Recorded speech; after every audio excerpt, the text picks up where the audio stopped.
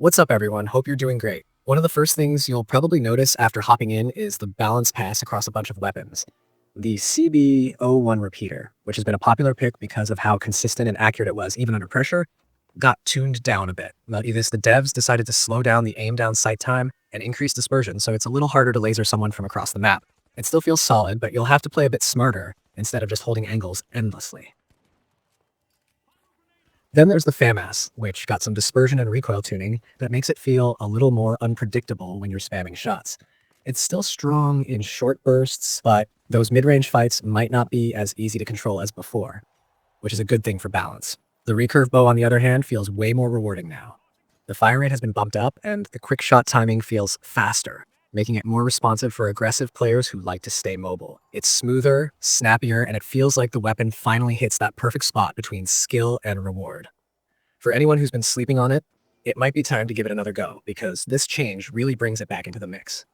The V9S, though, took a small hit with a reduced fall-off range, so you'll need to get closer if you want that damage to feel impactful. It's not a massive nerf, but enough that players will notice. Gadget's also got a little love in this patch, and the breach drill in particular has been adjusted so it can now punch through thicker walls. That means fewer frustrating moments where your gadget just fizzles out on reinforced sections, giving it more utility in strategic pushes or surprise entries. It's a subtle tweak that makes a big difference in how you plan your attacks and opens up creative plays.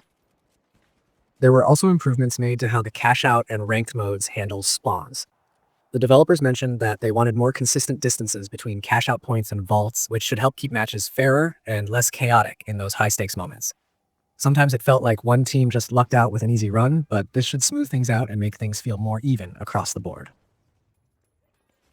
Map updates are sprinkled throughout the patch as well. You'll notice cleaner movement and better collision handling across places like Monaco, Kyoto, and Bernal Heights. Certain areas that had awkward ledges or invisible bumps have been cleaned up, and a few spawn points have been repositioned to improve flow, especially in Power Shift and Point Break. They even reworked some lighting and object placement's clipping issues, which makes everything feel a little more polished and natural.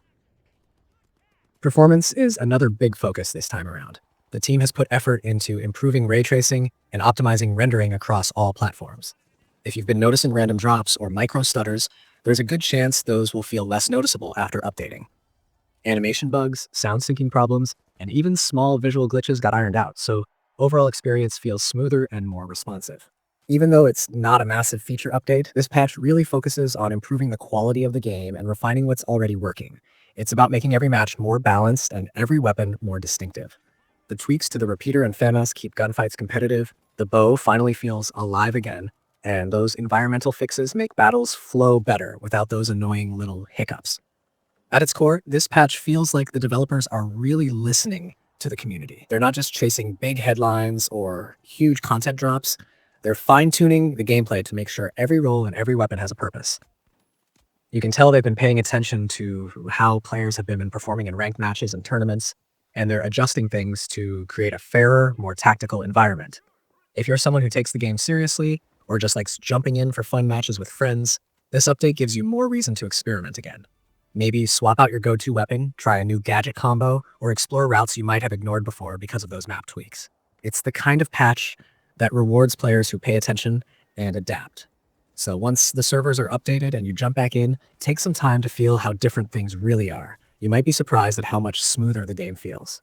The finals just keeps getting sharper, and this update proves that even small adjustments can make a big difference when it comes to keeping the action intense, balanced, and exciting.